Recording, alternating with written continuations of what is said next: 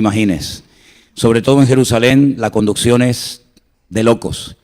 Pero bueno, uno ha vivido en algunos países que se conduce igual o peor y entonces ya uno, digamos que está preparado para todas esas historias. El hermano que nos acompañó, un matrimonio, no, todavía no, un matrimonio que vino desde Bilbao, hermano Gregorio y su esposa. Él nos ayudó con la conducción de la otra furgoneta y la verdad es que en ningún momento nos perdimos, siempre iba pegadito a mí y damos gracias al Señor que todo fue muy bien. También me alegró mucho ver que vinieron 4 hermanos de la Iglesia de Esperanza. Vino un pastor de la Iglesia de Esperanza, Abraham, su esposa Paula y sus suegros. Y fue también muy bonito, ¿no?, poder encontrarnos con estos 4 hermanos de Galicia, que bueno, los conocemos hace muchísimos años. Y el pastor que venía, que junto con Walter y otro hermano más también llevan la iglesia allí en Cangas, en Galicia, pues él es profesor del seminario de la escuela bíblica y él estaba enseñando últimamente geografía bíblica. Y le digo, si enseñas geografía bíblica, sí o sí tienes que ir a Israel, porque si no estás enseñando geografía bíblica desde la teoría. Y la verdad es que estando allí puedes ver las ciudades, puedes ver las distancias, los sitios. Y yo siempre he dicho que para aprender geografía lo mejor es estar en el sitio, ¿sabes? Y ellos disfrutaron muchísimo. Allí en el aeropuerto tuvimos que esperar un par de horas largas a nuestra hermana Marina y a la hermana Karen, que es una de las hermanas que se congrega en la iglesia que tenemos en Llagostera, en la península. Y allí estuvimos esperando un buen rato, no salían y decíamos, Señor, ¿habrá pasado algo? Pero bueno, gracias al Señor llegaron. Y claro, nosotros generalmente cogemos vuelos económicos y tuvimos que hacer escala en Estambul, que nos dejó sorprendido. El nuevo aeropuerto que tiene esa gente en Turquía es impresionante. Yo creo que es uno de los aeropuertos más bonitos que he visto en mi vida y créanme que conozco unos cuantos. El aeropuerto de Estambul, de la parte europea, saben que Turquía es un país que une Asia y Europa.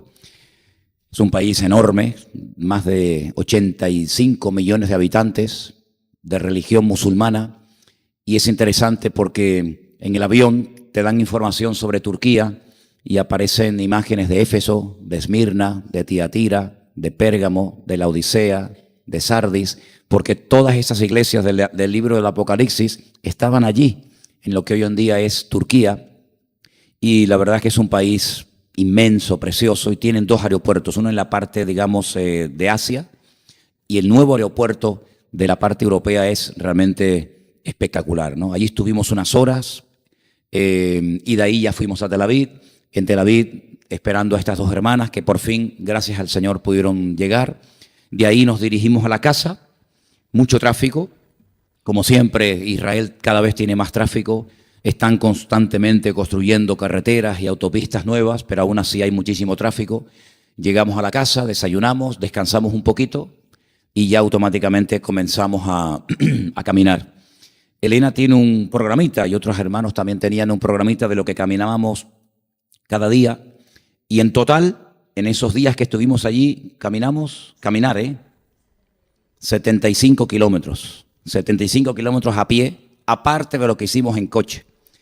Eso divídanlo ustedes entre cada día y se van a dar cuenta que allí se camina. Pero es la única manera de poder conocer los lugares bíblicos, porque Jerusalén ha crecido muchísimo, enorme, es una ciudad muy grande, pero la Jerusalén antigua está dentro de las murallas y lo bíblico, como el estanque de Betesda, en fin, el sepulcro y otras cosas, están dentro de la ciudad antigua. Y para poder ver todos sus lugares, pues hay que caminar mucho. Había muchísimo turismo, era pleno Ramadán, y eso en cierto sentido nos perjudicó porque ellos, los árabes, ni comen, y yo digo, ni dejan comer.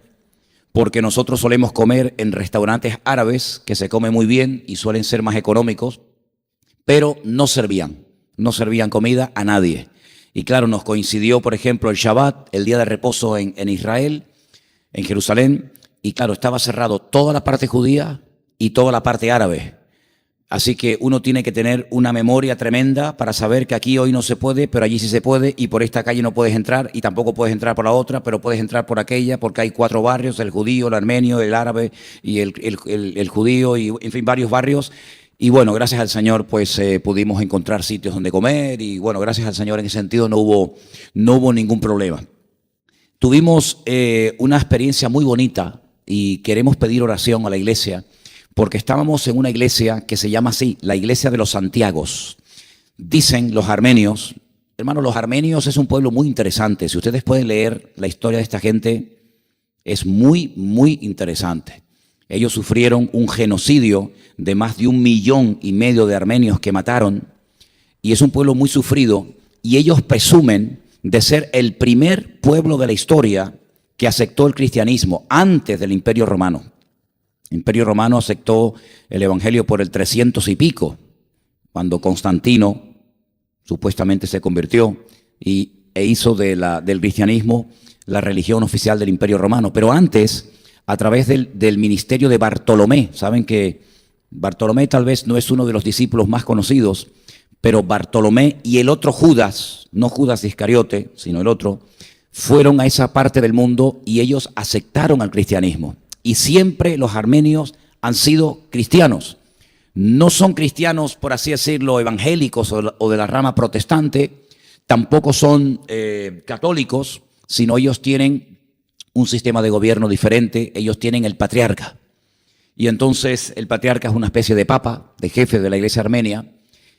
Y en esa iglesia de los Santiagos, donde ellos dicen, porque tienen muchas reliquias y muchas historias, ellos dicen que tienen allí el ministerio, es que me está distrayendo la pantalla, y entonces estoy con la pantalla, con el ojo aquí, con el ojo allá. Ellos dicen que tienen la cabeza de Santiago. En España se creyó durante siglos que estaba todo el cuerpo entero en Santiago de Compostela, y nos venimos a enterar que la cabeza se nos quedó en Jerusalén. ¿Qué te parece? Ahora, ¿cómo estará esa cabeza? ¿Cómo estará esa cabeza? No pudimos ver la cabeza, me hacía ilusión ver la cabeza, pero estaba cerrado el templo, pero de vez en cuando lo abren, y claro, hay multitudes para ir a ver la cabeza de Santiago, amigo, eso es tremendo, ni la que fuera la cabeza de Chespiró, de Simón Bolívar, ¿no? Entonces allí se me acercó un chico y me dijo, mira, estoy oyendo las explicaciones de un guía en inglés y no nos enteramos de nada. ¿Nos podríamos juntar al grupo de ustedes? Eran 2 chicos altos, con sus padres, habían llegado a Jerusalén, se unieron a nosotros, son de Cataluña, viven en Cataluña, tienen un apartamento en Playa de Haro, a 15 minutos de Llagostera. ¿Casualidad? No, para nada. Estuvieron todo el día con nosotros.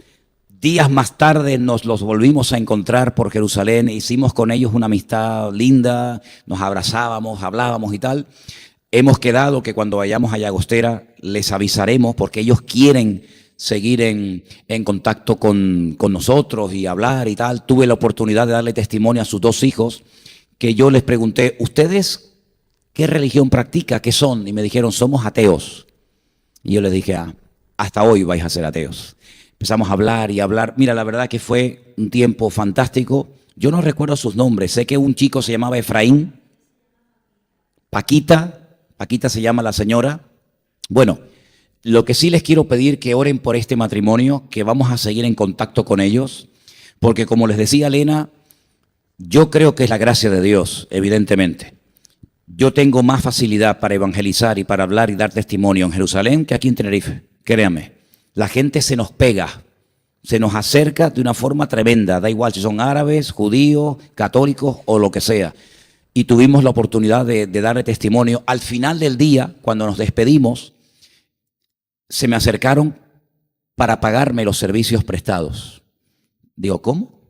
Claro, usted ha sido nuestro guía, queremos pagarle. Le dije, no, a mí no me tenéis que dar absolutamente nada. Pero quedó un buen ambiente, nos tomamos los teléfonos, nos compartimos los WhatsApp. Así que pido que oren mucho por este matrimonio, que el Señor nos permita volver a contactar con ellos, porque viven al lado, viven en Barcelona, pero van a veranear y tienen un piso al lado de Llagostera, y quedamos que cuando fuéramos para allá, pues les avisaríamos. Mira cómo hace el Señor las cosas. nos pone en contacto con gente cerca de Llagostera, en Jerusalén, para encontrarnos después en España. Esas son cosas que uno dice, Señor, si no lo veo, no lo creo. Pero así son las cosas del Señor, ¿no?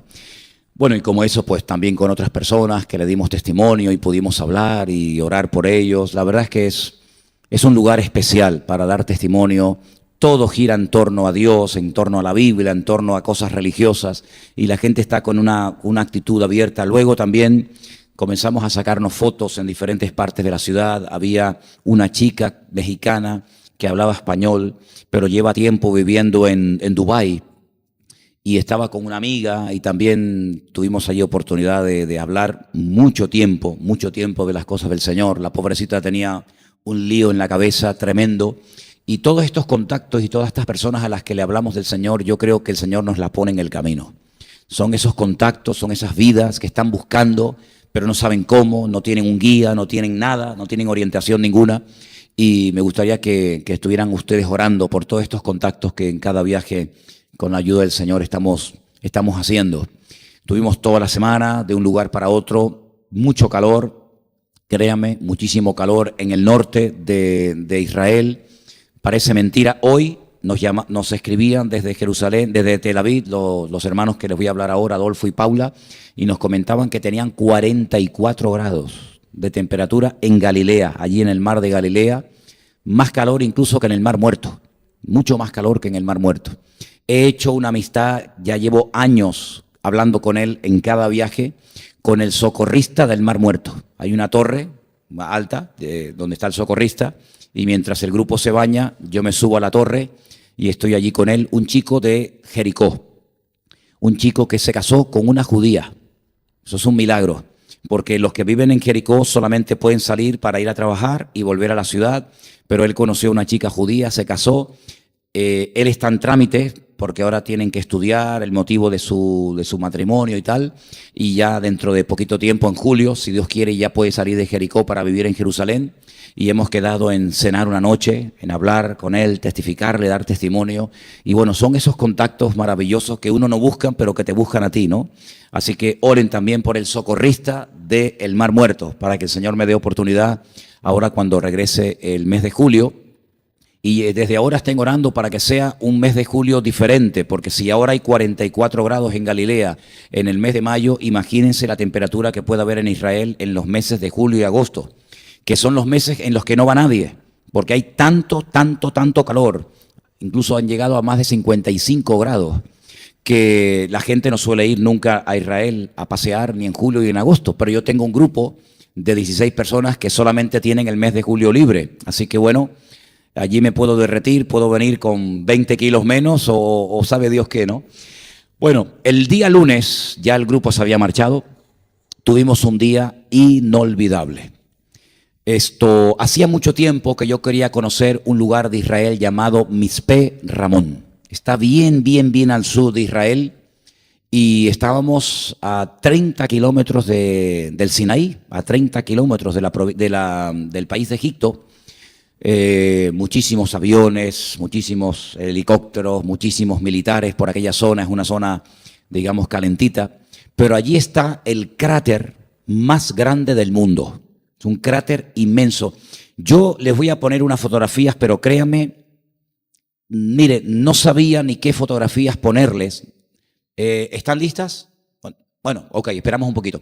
Porque es tan inmenso, tan impactante ver aquello, que cualquier fotografía que les ponga, aunque le pusiera 1000 fotografías, no iban a poder captar la grandiosidad de aquel lugar. Allí hay una pequeña población de unos 5.400 habitantes. Estamos hablando del Negev, al sur. Ese cráter no se ha producido por una erupción volcánica o por un terremoto, sino que es producto de la erosión. El viento y la lluvia ha hecho un hueco de 500 metros de profundidad, déjala ahí, de 500 metros de profundidad, 45 kilómetros de largo y 6 kilómetros de ancho. Se tarda 8 días en recorrer todo el cráter por dentro. está todo muy bien montado, lugares donde se bebe agua, donde se duerme, donde se come, etcétera, etcétera. Nosotros no bajamos al cráter, pero desde arriba veíamos a la gente como hormigas, parecían puntitos, una cosa realmente increíble. Y ese es un mirador en una curva, cuando sales de la carretera de la curva, hay un mirador y es realmente increíble.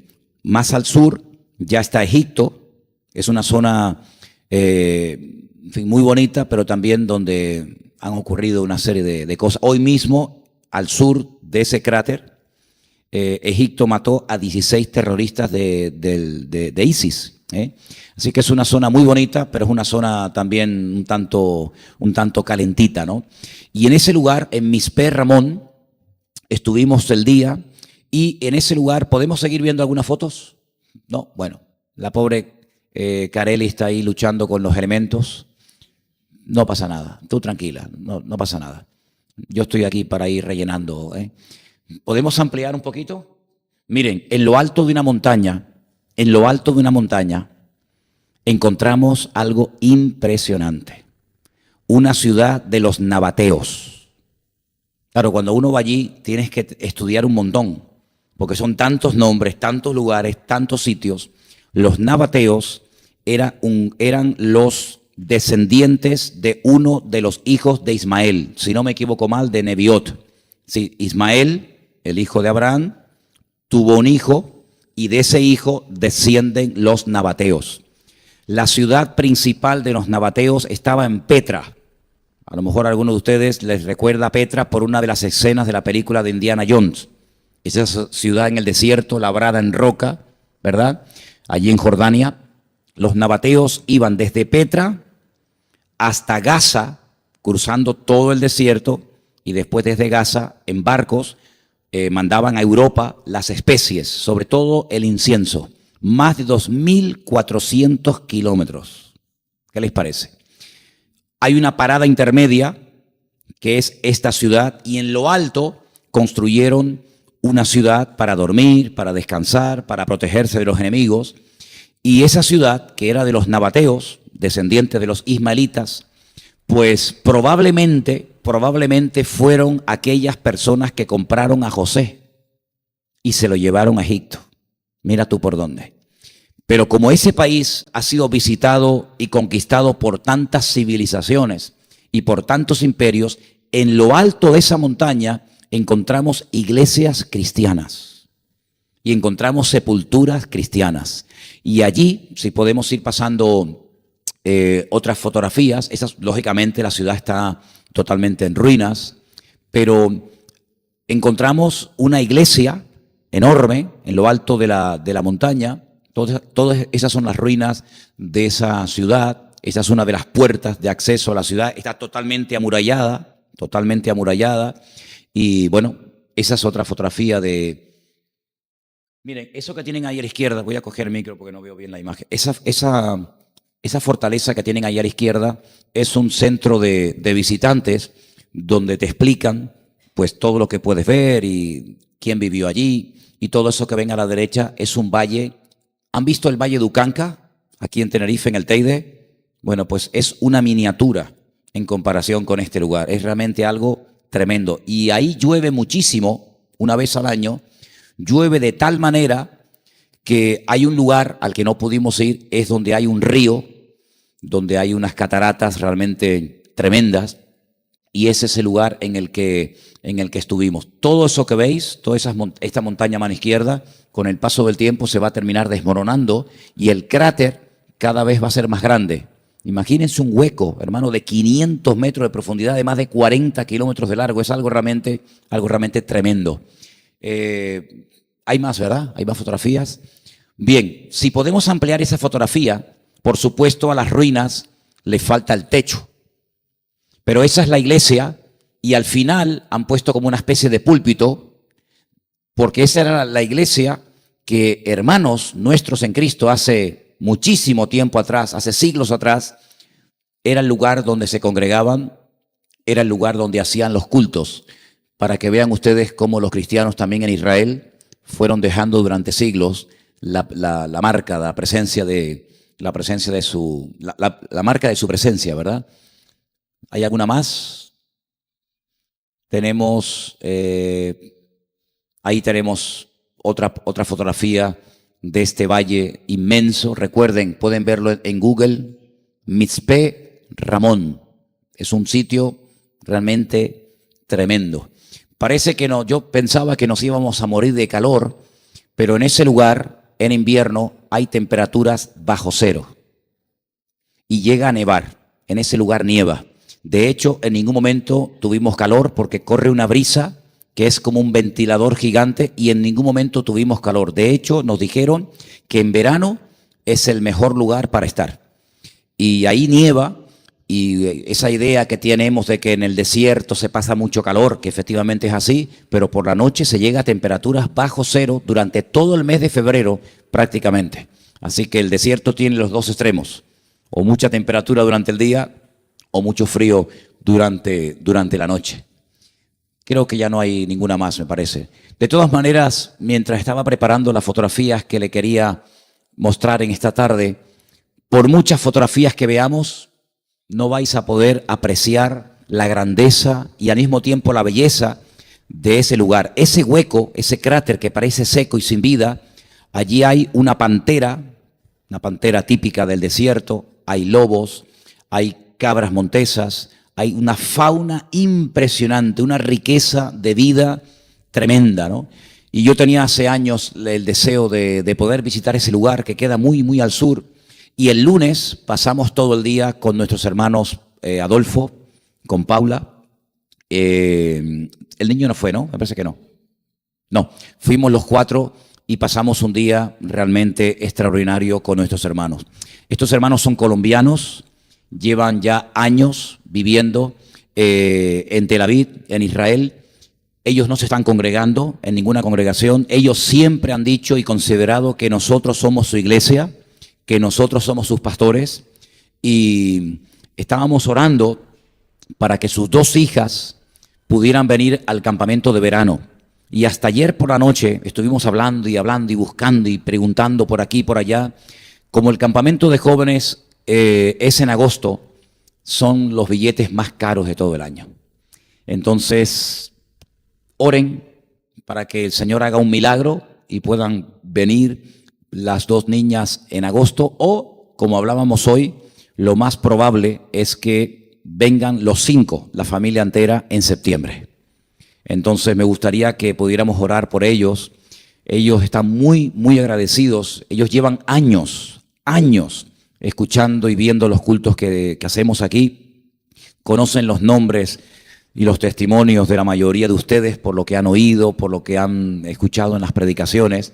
Son unos hermanos que viven en la ciudad de Tel Aviv. Hermanos, estuvimos en Tel Aviv 2 días. Hermanos, créanme, qué ciudad tan corrupta, moralmente hablando. Es una ciudad de homosexualidad, de lesbianismo, pero a la máxima potencia. Se acaba de celebrar este tema de Eurovisión. Ha sido algo tremendo. Miles y miles y miles de homosexuales en las calles, en las playas. Ha sido algo realmente tremendo. Israel no tiene ninguna necesidad de compararse a ninguna ciudad europea, y menos por estas cosas, pero hay un abismo entre la religiosidad y la castidad y la vida, ¿verdad?, tan tranquila de Jerusalén, espiritualmente hablando, a la vida de desenfreno, de lujuria, de desastre de Tel Aviv. Y hemos visto tanto una ciudad como otra, y es una ciudad que presume de ser la ciudad del orgullo gay de todo el Mediterráneo. Y vimos edificios de más de 35, 40 metros de altura, con docenas de banderas del orgullo gay desde la punta del edificio hasta abajo. Y es una lástima, ¿no? Es una pena ver cómo un país como Israel, con esa historia, en fin, con los milagros que Dios ha hecho, ver ciudades enteras entregadas a esto que lo único que trae, según la palabra de Dios, es muerte, es destrucción, la ira de Dios, y que no trae gloria a Dios absolutamente para nada. Muchas veces han cuestionado a los cristianos de que como parece que la tenemos tomada, como si tuviéramos una manía persecutoria contra los homosexuales y contra las lesbianas, nada más lejos de la realidad. Lo que pasa, queridos hermanos, es que seguramente lo que para muchos ya es normal, para la palabra de Dios sigue siendo pecado y sigue siendo abominación. Y la homosexualidad, el lesbianismo no es otra opción sexual, sino es una aberración sexual. Es un pecado que Dios castiga como cualquier otro pecado, ¿saben? No es que el homosexual sea más pecador que el ladrón o que el asesino o que el violador. No hay categorías de pecado. Lo que pasa es que le están dando tanta publicidad en televisión, en la radio, en la prensa, por todos lados, que nosotros debemos de orar para que acepten al Señor. Nosotros debemos de orar no solamente por este colectivo, por estas personas, sino orar por todos los pecadores para que lleguen al conocimiento del Señor. Y no vamos a aceptar nunca como normal, pues ni ese pecado ni otro, aunque la sociedad lo vea normal, aunque en los programas de televisión y en las tertulias y en las películas y en las series de televisión se vea normal, hombres con hombres, mujeres con mujeres, etcétera, delante del Señor jamás nosotros podemos aceptar lo que Dios no acepta como si fuera algo normal, sino más bien todo lo contrario. Romanos capítulo 1, sería muy bueno que ustedes leyeran hoy ese capítulo de la Biblia. Romanos capítulo 1 nos dice que hay personas que le han dado abierta y descaradamente la espalda a Dios. Y como le han dado descaradamente la espalda a Dios y han rechazado el conocimiento de Dios, pues dice la Biblia que Dios como que los ha entregado, como ha dicho, bueno, eso es lo que quieren, a eso es lo que tendrán. Pero la Biblia nos enseña que hay pecados que reciben en el propio cuerpo, no solamente a nivel espiritual y psicológico, sino también a nivel físico, la retribución de su pecado. Y sabemos perfectamente que Dios no tolera estas barbaridades. Pero la ciudad de Tel Aviv, una de las ciudades más grandes y bonitas e importantes de Jerusalén, está totalmente entregada a este tema, y es una pena que hayamos podido ver esto con nuestros propios ojos. Yo he tenido una experiencia de ir paseando por las calles y homosexuales acercarse a mí y ofrecerse para todo tipo de servicios. Sí, es una ciudad que ha perdido la vergüenza, es una ciudad que ha perdido el descaro. Durante 2 años, la marcha del orgullo gay, que para mí ni es orgullo, no puede ser un orgullo, la han querido hacer y la han logrado hacer nada más y nada menos que en la ciudad santa de Jerusalén. Toda una provocación, una vergüenza, ¿no? Ya este año creo que ya no lo iban a hacer más, pero oremos porque estamos viviendo tiempos tremendamente peligrosos. Yo voy a leer dentro de un rato en segunda de Timoteo, el capítulo 3, capítulo que por cierto se llama El carácter de los hombres en los últimos tiempos, y empieza diciéndonos que los tiempos finales serán tiempos peligrosos. Yo no sé si ustedes son conscientes o sienten o ven lo mismo que yo, pero yo lo que veo es que el mundo está a punto de reventar en 1000 pedazos. Hay como una especie de calma tensa, pero el mundo ya no da más, ya no da más. Ni en lo político, ni en lo económico, ni en lo religioso, ni en lo espiritual. Hermano, es un ataque directo. Yo creo que el diablo, como sabe que le queda poco tiempo, porque lo sabe perfectamente, a veces tiene más conciencia de los tiempos finales que los mismos cristianos. El diablo sabe que le queda poco tiempo y él va a poner todo en marcha para que la maldad se multiplique de una manera brutal, brutal. Uno puede decir, bueno, siempre ha habido pecado, es verdad, siempre ha habido pecado, pero hablando con el hermano Adolfo, me decía, ¿sabes que en el Imperio Romano, que era un imperio depravado, un imperio terrible, que se autodestruyó a sí mismo por su inmoralidad, como otros imperios, ¿sabes que estaba prohibido el matrimonio entre hombres y entre mujeres? ¿Qué te parece? Hombres con hombres y mujeres con mujeres, ¿sabes que estaba prohibido en el Imperio Romano? Sí, hemos superado en maldad a todos los imperios que nos han precedido a lo largo de la historia. Ya hemos superado la maldad de los romanos, de los griegos, de los babilónicos, etcétera, etcétera. Es decir, Sodoma y Gomorra se nos ha quedado pequeña. Sodoma y Gomorra, queridos hermanos, eran sitios puntuales, pero hoy en día hay Sodomas y Gomorras por todas partes. Y bueno, nosotros estamos viviendo en estos tiempos, nosotros somos la generación X. Sí, yo soy de la generación X. ¿A qué llaman generación X? Llaman generación X a los que nacimos en un mundo completamente diferente al que estamos viviendo hoy en día. Me explico. Yo soy de la década de los años 60. Cuando yo nací, durante muchísimos años, no existían muchas de las cosas que para nosotros hoy en día, y sobre todo para los niños y para muchos jóvenes que nacieron hace 15 o 20 años como mucho, han sido normales. Por ejemplo, hoy cualquier niño te maneja una tablet y te maneja un móvil a la perfección. Podría preguntarle a Vanessa, podría preguntarle a Irly, podría preguntarle a Patricia, podría preguntarle a muchos de ustedes que sois padres de niños pequeños. Bueno, ahora tú has sido padre recientemente. Esos niños ya nacieron con una tablet en la mano. Antiguamente se le daba a los niños el chupete. No sé cómo lo llaman a lo mejor por ahí, en Cuba. ¿Cómo le llaman en Cuba al chupete? ¿Cómo? No, el biberón es para tomar la leche. La chupa. Espera, hábleme uno solo.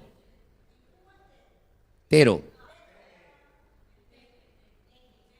Tede. Tete. El tete. Oye, nunca te acostarás sin aprender algo nuevo. El tete. En Argentina, la chupa. Chupete. En Venezuela, chupón. En Ecuador, chupón. Bueno. Eso ya está pasado de moda. Al niño cuando lloraba se le daba el tete, el chupón, la chupa, y se callaba.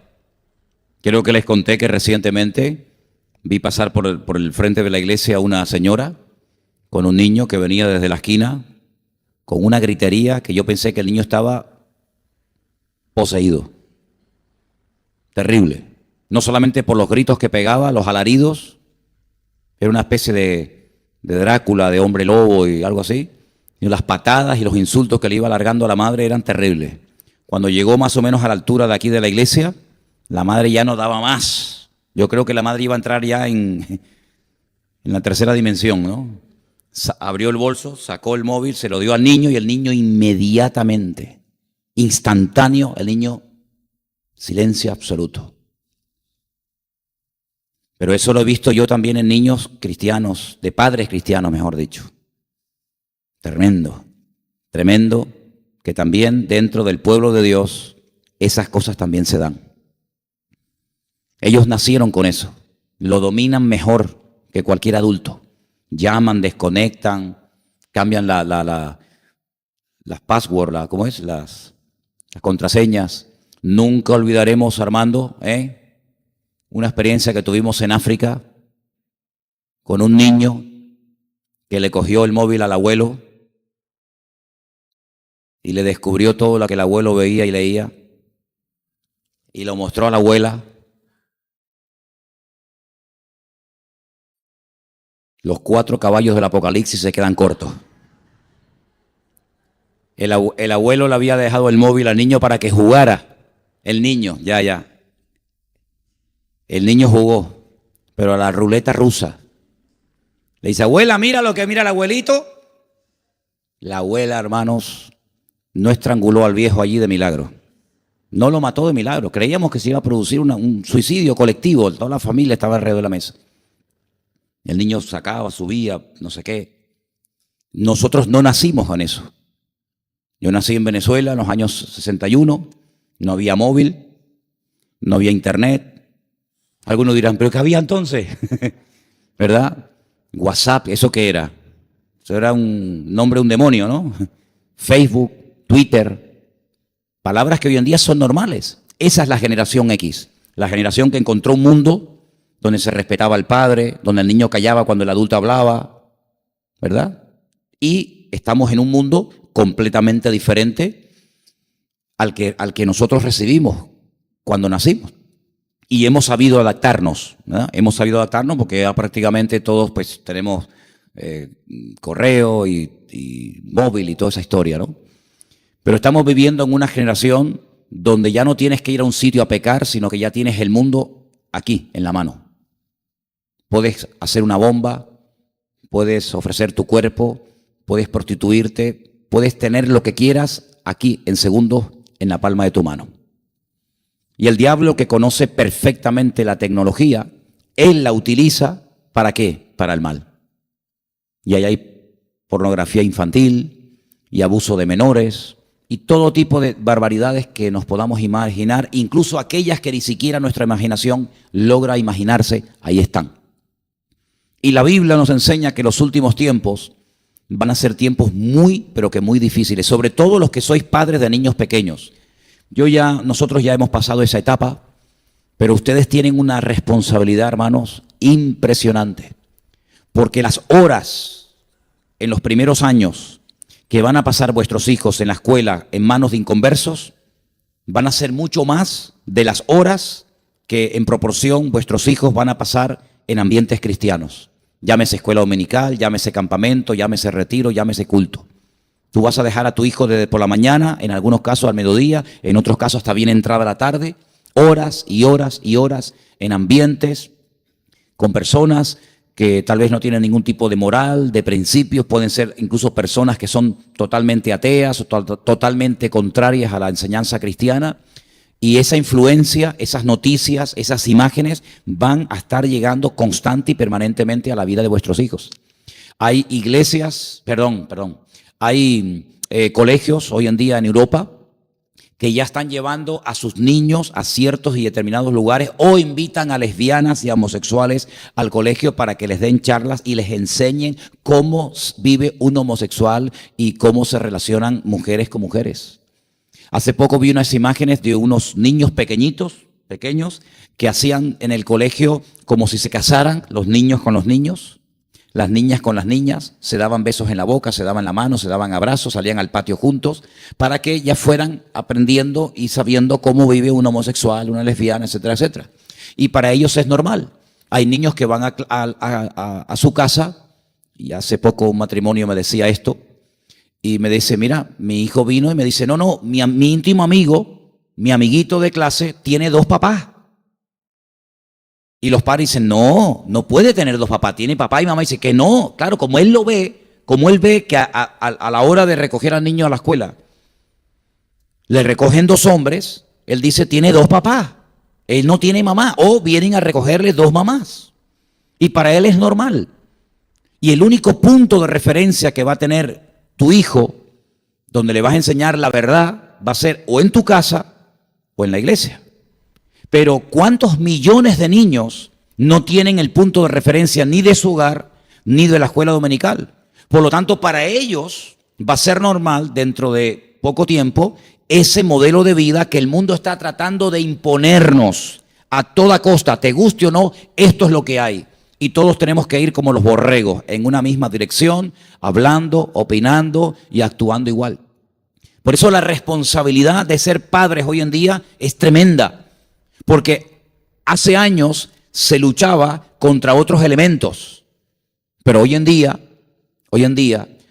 hay muchos padres que ya le están regalando a un niño el móvil desde su más tierna infancia y ni siquiera saben lo que el niño está viendo. Ni siquiera revisan lo que el niño oye, ve o escucha en clase o en su habitación.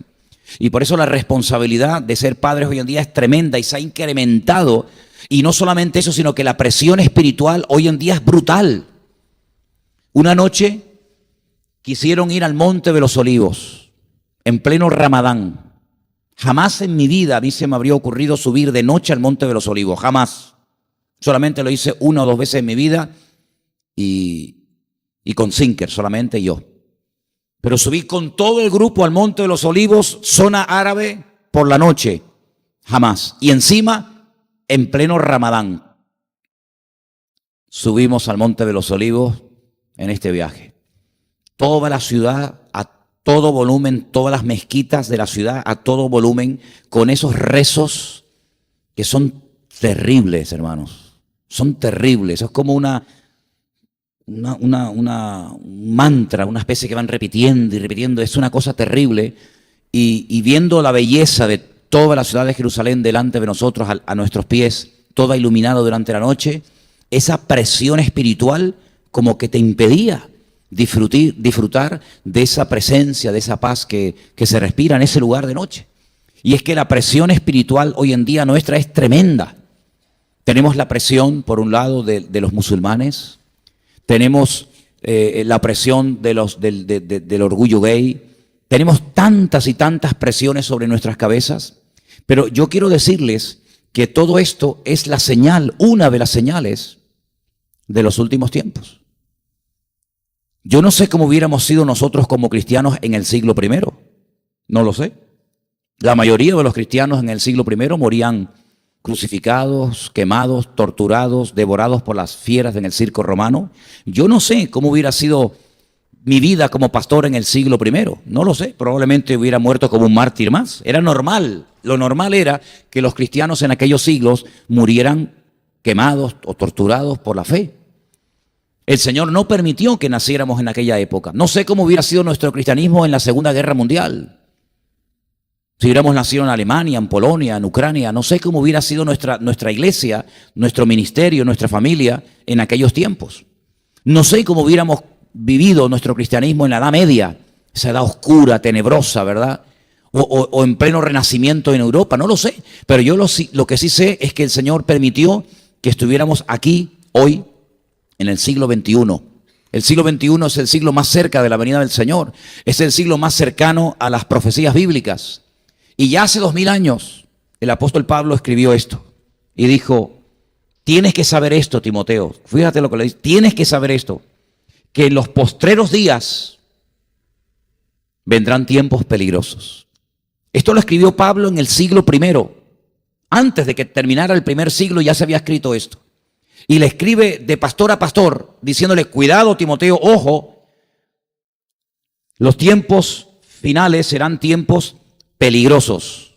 Si esto se lo escribe Pablo a Timoteo en el siglo I, si Pablo hoy nos escribiera una carta, esto se queda pequeño, esto se queda corto, porque nuestro siglo, nuestro tiempo, ha superado a la generación de Timoteo.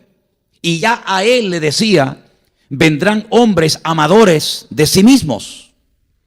Y una persona amadora de sí mismo nada más es una persona peligrosa, porque solamente mira por él mismo, no por los demás. Si tiene que matarte, te mata. Si tiene que humillarte, te humilla. Si tiene que pasar por encima tuyo, lo hace, porque solamente se ama a sí mismo. Él es su propia meta, están llenos de sí mismos. Solamente hablan de ellos, de lo que son, de lo que hacen, de lo que quieren, y no le importa nada ni nadie. Y es una de las características de los seres humanos de los últimos tiempos. Gente que no va a mirar por nadie, sino por ellos mismos, y basta, y punto. Avaros, vanagloriosos, soberbios, blasfemos, desobedientes a los padres, ingratos, impíos. ¿Cómo podía saber Pablo todo esto? Si él no vivió en este siglo. Pero evidentemente aquí hay una revelación profética. Aquí hay toda una revelación del Espíritu Santo a la vida de este hombre, describiendo cómo son nuestros días. Y tenía toda la razón del mundo. Porque dice que habrá gente sin afecto natural, implacables, calumniadores, intemperantes, crueles, aborrecedores de lo bueno. No solo es que lo desprecian, lo aborrecen lo que es bueno.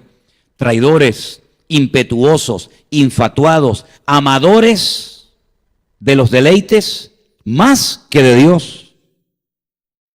Tendrán apariencia de piedad. Parecerán mosquitas muertas, buenos, santurrones, apariencia, pero ojo, pero negarán la eficacia de ella. Dice la Biblia, a esta gente hay que evitarlos. No te rodees de gente así. No te rodees, no tengas amistad, no tengas íntima relación con gente así, que cumplan estas características. Todo lo contrario. Porque estos son los que se meten en las casas. Bueno, hoy en día esta gente se mete en nuestras casas. Dice, ¿cómo?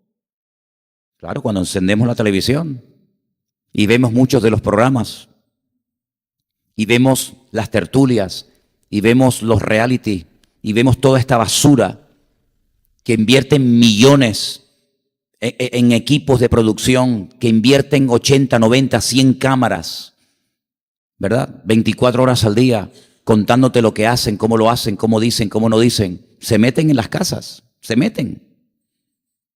Llevan cautivas a las mujercillas cargadas de pecados, arrastradas por diversas concupiscencias, que están siempre aprendiendo y nunca llegan al conocimiento de la verdad, claro.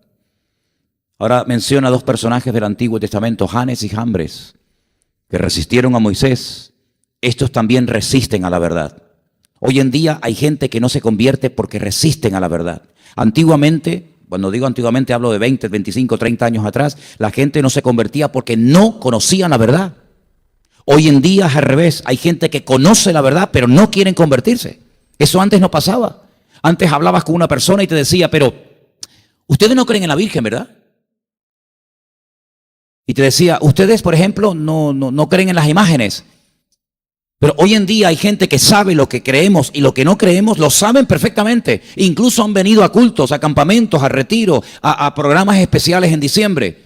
Conocen la verdad, tienen hasta algún creyente en la familia o como empleado, etcétera. Conocen la verdad, la han oído, la necesitan a gritos, pero no se convierten, no por ignorancia, sino porque se niegan a doblar sus corazones ante la verdad del Evangelio. ¿Qué te parece? Esa es la característica de nuestro tiempo. Resisten a la verdad, hombres corruptos aquí, de entendimiento, réprobos en cuanto a la fe, mas no irán adelante, porque su insensatez será manifiesta a todos, como también lo fue la de aquellos. Después, si quieren, seguimos leyendo. Estábamos hablando hoy en casa de este futbolista español, capitán de la selección española, campeón del mundo, capitán del Real Madrid, un hombre que lo consiguió todo en el mundo del deporte, un hombre que llegó a ser tal vez el mejor portero del mundo durante unos años, que se fue a vivir a Portugal para retirarse en otro equipo de fútbol y hace poquito le dio un infarto. Un muchacho que no tiene ni 40 años, 37, 38 años. Hoy me entero que su esposa, una de las mujeres que llamó la atención por su apariencia física, por ser presentadora de un programa en Telecinco, en televisión, por lo visto tiene cáncer. Gente guapa, con dinero, que han triunfado en la vida, que a cualquier parte del mundo a donde vayas automáticamente los reconocen, da igual a donde vayas, saben quién es fulanito y menganito, ¿verdad? Hace poco no se murió él de milagro y ahora ella tiene esta enfermedad. ¿Te das cuenta la belleza de qué sirve? ¿El dinero de qué sirve? De nada, de nada. ¿Te das cuenta lo que es la vida? Es algo tan engañoso que hoy lo tienes y mañana te abandonan. Hoy estás comiendo con tu familia en la mesa, sano, perfecto. Mañana en una analítica te dicen te quedan 3 meses de vida, no sientes dolor, ni siquiera sabías que tenías lo que tienes, te estás muriendo, tienes un buen trabajo o no, o tienes esto, tienes aquello, pero sin Dios no tienes absolutamente nada. Lo estamos viendo todos los días. ¿Saben? España va cuesta abajo y sin frenos. Los próximos 3, 4 años en España van a ser muy, muy complicados. Muy complicados. Nunca olvidaré cuando escuché en público a un hombre que dijo, cuando llegó Fidel Castro a Cuba, la gente vio un rayo de esperanza, algunos. Nunca llegaron a pensar que iba a pasar todo lo que ha ocurrido, donde millones de personas de esa isla tuvieron que marcharse, en fin, por la situación. Y un país hermoso, precioso, rico. La miseria que ha pasado la gente, el hambre que ha pasado, la gente que ha perdido la vida, jugándose la vida en una balsa, ¿verdad? Sin necesidad. Muchos de ustedes saben lo que estoy hablando. Todo porque un tipo se metió allí y se creyó que era el dueño de la isla. Cuando comenzaron a ocurrir cosas en Venezuela, uno de los países más hermosos del mundo. Yo soy de allí y conozco Venezuela, por lo menos el recuerdo que yo tengo muy bien. Mi padre era un hombre que estaba muy bien en aquel tiempo, visitamos, si no todo el país, por lo menos 3/4. Mérida era un lugar precioso. Mi padre tenía una casa en Los Caracas, íbamos de vacaciones a Los Caracas, unas playas espectaculares, las selvas, Maracaibo, Valencia, Barquisimeto, un lugar precioso. ¿Cómo está Venezuela hoy en día? Una pena, un país rico que tiene de todo, absolutamente de todo. Ni toda Europa junta tiene los recursos naturales que tiene solamente Venezuela. Dígame qué país de Europa tiene oro, dígame qué país de Europa tiene diamante, dígame qué país de Europa tiene petróleo, dígame qué país de Europa tiene hierro. Ninguno. Las reservas que tiene ese país. Cosas que uno dice, pero ¿cómo es posible que haya ocurrido esto en lugares, verdad? Y yo tengo ese temor de que este país ha perdido el norte, de que este país no se da cuenta de que cuando se le da la espalda descaradamente a Dios y se abren a cosas que lo único que han traído es ruina y destrucción, las consecuencias pueden ser terribles. Por eso yo creo que como nunca antes tenemos que estar bien, pero bien cerca de Dios. Ya no es tiempo de tonterías. Ya no es tiempo de estar saltando del tingo al tango. Ya no es tiempo de estar con tonterías, esto no me gusta, esto no sé qué, aquí no me hablan, aquí sí me hablan, aquí el pastor me dijo hola, aquí el pastor no me dijo nada. Mire, usted no viene aquí por mí, ni yo estoy aquí por usted. Yo estoy aquí porque Dios me puso. Y usted está aquí porque creo que Dios le puso. Y si Dios no le puso aquí, probablemente se notará y usted dejará de venir. Porque el que a Dios ha puesto aquí, aquí se queda. Y el que Dios no ha puesto aquí, aquí no aguanta. Y yo he aguantado aquí 18 años de mi vida porque Dios me puso aquí. Porque si fuera por mí, yo me hubiera ido hace ya capaz que 7, 8, 10 años atrás. Porque es así, es la pura realidad. Pero ¿sabe qué, queridos hermanos? Hemos llegado a un punto en el que tenemos que orar como nunca antes por España. Porque España está en un callejón sin salida. España está en una situación como empezaron a tontear en Venezuela, como empezaron a tontear en otras naciones, y mira las consecuencias, y mira cómo han llegado.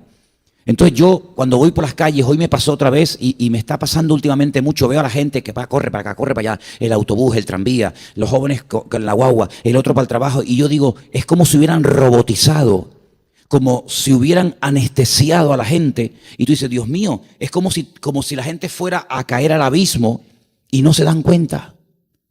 Con tal de llegar a fin de mes, con tal de pagar la casita, el coche, el móvil, con tal de tener la ropita, la nevera, no sé qué, parece como que se conforman y no se dan cuenta. No se dan cuenta de que esto se va, esto se acaba, hermanos. Y claro, cuando oyen hablar los pastores o a los predicadores de estos temas y de estas cosas, no, es que son catastrofistas. Son gente negativa, gente que quiere asustar y manipular a la gente metiéndole miedo en el cuerpo. No, es lo que dice la Biblia. La Biblia nos enseña que la vida es corta, estamos de paso. Vamos a cumplir, Elena y yo, este año 58 años. Y yo digo, Dios mío, ¿dónde se me han ido? ¿Dónde se me han ido? Porque yo, la verdad es que ni me he dado cuenta. Dentro de 2 años, sesentones. Y yo digo, pero mi madre, 60 años voy a tener yo entre 2 años. Pero si 2 años hacen así, y se nos fueron. Y claro, como yo sigo fuerte y hermoso y todo eso, pues no me he dado cuenta. Y con pelo. Yo siempre le dije al Señor, Señor, no me hagas calvo, Señor. Lo dije, no me da vergüenza decirlo. Me acuerdo que una vez en una iglesia, perdóneme hermano, parece que cada vez hay más, no sé lo que pasa aquí dentro. Yo le dije al Señor una vez en Argentina, en el año 90, en una iglesia, no sé por qué se me ocurrió, saben que a veces me voy del tema y después vuelvo y tal, le dije al Señor, Señor, no me hagas calvo, Señor. No me hagas calvo, Señor, yo no quiero ser calvo como mi padre era calvo. Y bueno, gracias al Señor ahí estoy, me mantengo. Pero ¿sabe qué? Con calvo o con pelo o sin pelo, lo importante, hermanos, es darnos cuenta de que la vida se nos pasa volando. Y yo tengo más ganas de servir al Señor que nunca. Y veo que me van a faltar 100 vidas para poder hacer lo que quiero. Quiero estar en Llagostera, quiero levantar esa iglesia, quiero estar aquí. Quiero apoyar a Marcos allí, quiero ver a Anderson de pastor con su esposa a tiempo completo, sirviendo al Señor, no trabajando más para el mundo, sino 100% para el Señor. Quiero ver a gente de aquí que tienen un potencial tremendo sirviendo al Señor. Pienso en Santi, pienso en Geray, pienso en Elan, pienso en Edison, pienso en Adrián, pienso en Jorge. Tantos hermanos que podrían ser mucho más de lo que son hoy en día. Pienso en Israel. Cada vez que voy a Israel me dice Adolfo, eres el único judío que no vive en Israel. Así me dice, ¿qué haces tú allí? Me dice. Algunos me dicen, Isabel me decía, ay pastor, no se va a ir más de una semana, ¿no?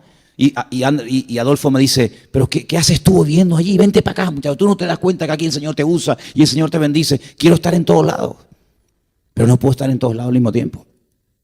Pero si somos capaces de inyectar el deseo de servir al Señor en el mayor número posible de gente en nuestro tiempo, el Evangelio no va a quedar en 4 paredes, sino que el Evangelio se va a esparcir por todas partes del mundo.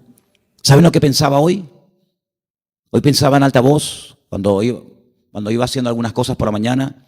Tenemos 15,000, yo sé que no son muchas, yo sé que en comparación con otros ministerios, en comparación con otra gente, que son 15,000 suscritos a una página, a un canal de YouTube. Uno dice, 15,000 tenemos en el YouTube, sí, pero eso no es nada.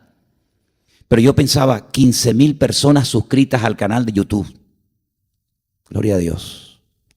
Si cada uno diera al mes 50 céntimos, serían, ¿cuánto? 7.500 euros mensuales para la obra de Dios. Podríamos subvencionar obreros, podríamos alquilar más locales, podríamos llevar el evangelio a otros lugares, solamente con que cada persona que se ha suscrito al canal de YouTube de la iglesia, muchos que nos estarán viendo esta noche, dieran mensualmente 50 céntimos. Fíjate lo fácil que es apoyar la obra de Dios. Con 50 céntimos al mes, 15.000 personas, 7.500 euros mensuales. Sería una maravilla, ¿verdad? ¿Cuántas cosas se podrían hacer teniendo más recursos, teniendo más obreros? ¿Lo dije bien o metí la pata? Sí, porque 15.000 a un euro son 15.000 euros, la mitad. ¿Bien? ¿725 qué? Perdón. Bueno, si los 15.000 dieran un euro cada uno, serían 15.000 euros, ¿no? ¿No? Así que, queridos hermanos, es tiempo de ponernos las pilas. Es tiempo de orar, de buscar de Dios. Háblele a todo el que se le ponga por delante de Cristo, con ganas o sin ganas, a tiempo o fuera de tiempo. Quiero decir solamente algo. Uno dice, Señor, ¿cómo es posible que haya gente que se meta en sitios tan raros, en sectas tan extrañas? Porque se cumple algo que es profético. Tendrán comezón de oír. La gente tiene comezón de oír, es picazón de oído, tiene ganas de oír, tiene ganas de oír. Pero claro, ¿a quién oye? Al que le habla. Viene el payaso de turno y lo escuchan. Viene el de la secta tal y lo escuchan. Si hablaran más los cristianos, más gente tendría la posibilidad de cambiar de vida y de nacer de nuevo. A veces una palabra basta para que una persona que va a salir a la calle a dar un paseo para entretenerse un poco, hace una palabra que se detenga y te escuche media hora. Nos ha pasado. Salió una persona por la calle y decir, ¿qué? ¿Vas de paseo? Sí. Es que estoy un poco tristón, pero mira, tú sabes que Dios te ama, tú sabes que queremos orar por ti. Y ya, con esa palabra basta para que se quede una persona que salía para dar una vuelta por la ciudad para coger un poco de aire, porque estaba agobiado en su casa con todos los problemas que le vienen encima. Así que, hermano, oremos al Señor, oremos a Cristo para que el Señor nos dé oportunidad. Mira, da igual si en Israel, en la Patagonia o donde sea, pero donde estés, había un antiguo himno que muchos de ustedes tal vez no cantaron en la vida, un antiguo himno que decía, brilla en el sitio donde estés. Y eso es lo que tenemos que hacer, brillar en el sitio donde estemos. Y cada uno de ustedes viven en sitios diferentes. Llévate unos folletos, ponlos en el buzón, en los buzones del edificio donde vives. Tienes una mañana libre, coge folletos y ponlos como ponen por la calle, folletos de, ¿buscas dinero? Llámame. Y en los parabrisas de los coches, a veces los santeros vienen por aquí, yo después voy detrás de ellos y se los quito todos. Pero a veces ponen papeles en los buzones, en los parabrisas de los coches. Pongamos nosotros folletos de Cristo. Hablemos de la palabra del Señor. Es un privilegio el que tenemos de conocer la verdad. Y la verdad es Cristo. Y si estamos en Cristo y tenemos la verdad, tenemos la obligación de compartirla. Y tenemos la obligación de hablarle a todo el mundo del Señor. ¿Cuántos dicen amén? Y termino diciendo algo. Padres que tienen niños pequeños en la escuela, oren cada día antes de salir de casa, que Dios proteja, que Dios ayude a ese niño y a esa niña, que salga con la bendición de Dios, que venga con la bendición de Dios. Mira lo que están enseñándole en clase, lee los libros que le están dando y en el momento en el que estén enseñándole algo antibíblico, algo que no glorifica al Señor, algo que sea una auténtica barbaridad, siéntate con él, explícale, mira, eso no es así. Nosotros somos cristianos, creemos en esto, en aquello. Háblale, porque si tú no le hablas como papá y como mamá, probablemente nadie lo haga. La iglesia es un refuerzo. Solamente eso, un refuerzo una vez a la semana de lo que los niños tienen que aprender con papá y mamá cada día en la casa. La iglesia no va a educarte, la iglesia no va a hacerte a tu niño cristiano, la iglesia no va a hacer que tu niño sea bueno, sino que la iglesia lo que va a reforzar lo que ya ellos están oyendo y aprendiendo y viendo del ejemplo de su padre y su madre cada día. Y si en conjunto, en unidad trabajamos, el Señor puede hacer maravillas en esos niños. Porque esos niños están bajo una influencia que tú y yo no tuvimos. Una influencia tremenda. Donde íbamos a clase y nuestros padres nos dejaban allí sabiendo que no íbamos a oír cosas raras, ni a ver cosas extrañas. Pero esos niños que hoy en día corretean por la iglesia, esos niños están viendo y oyendo cosas que a veces hasta llegar a una cierta edad nosotros ni oímos ni vimos. Tú imagínate, hermano. Pero con la gracia del Señor, con la oración y con la palabra de Dios, vamos a hacer que nuestros hijos crezcan en un ambiente sano para la gloria del Señor. ¿Cuántos dicen amén? Vamos a orar. Cierra tus ojos ahí donde estás. Cierra tus ojos y dile, Señor, Ayúdame. Ayúdame, Señor. Ayúdame en estos tiempos difíciles y peligrosos en los cuales estamos viviendo. Muéstrame, Señor, el camino. Dedícale tiempo a los más cercanos a explicarles el Evangelio para que nunca digan yo no sabía, no me contaron, no me explicaron. No, hermanos.